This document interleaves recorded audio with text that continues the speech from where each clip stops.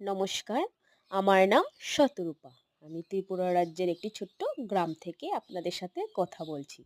কেমন আছেন আপনারা সবাই? আমি ভালো আছি।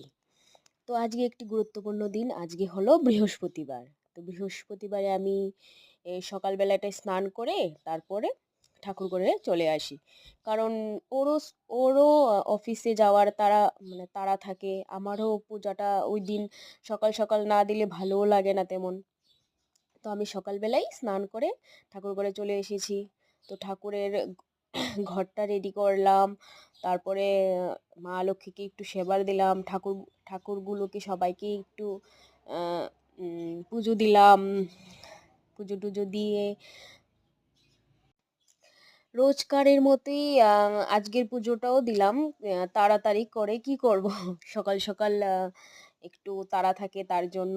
তারপর ওইদিনও আমি একটা ব্লগ করেছিলাম।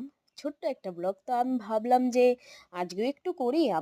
আমি সকালবেলাটা কিভাবে কাটাই তা আপনাদের সাথে একটু শেয়ার করলাম। তারপর পুজো দিলাম। আপনারা আপনারা আমাকে বলুন আপনারা কি করেন সকালবেলা? আমি তো সকালবেলা তাড়াতাড়ি করে স্নান-টান করে পুজোটা দিয়ে দেই। তারপর রান্না-বান্না করি। তারপর তারপর সবাইকে খাবার-টাবার দেই। ওকেও অফিসে যেতে লাগে। তাড়াতাড়ি করে অফিসে যেতে হয়। তাড়াতাড়ি করে ওকে খাবার-দাবার রেডি করে দেই। প্রত্যেক দিনের মতোই আমার সকালবেলাটা এরকমভাবেই যায়। সকালবেলা উঠেই পুজো দেওয়া, খাওয়া-দাওয়া, রান্না-বান্না করা, খাওয়া-দাওয়া করা। তো আ আপনাদের যদি আমার ভিডিওটা ভালো লাগে তাহলে আপনারা শেয়ার, কমেন্ট করবেন। আর আমাকে আশীর্বাদও করবেন। আমি যাতে এইভাবেই সকাল, সকাল স্নান-টান করে আগে ঠাকুরের সেবাটা দিতে পারি। আর সবাইকে যাতে দেখে শুনে রাখতে পারি।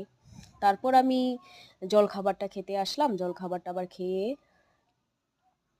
খেয়ে দিয়ে তারপর আমি চলে যাব এবার রান্না করতে। তো সকালে জলখাবারের মধ্যে তেমন কিছু থাকে না। আমি একটু চানা খাই আর একটু প্রোটিন পাউডারটা নিই।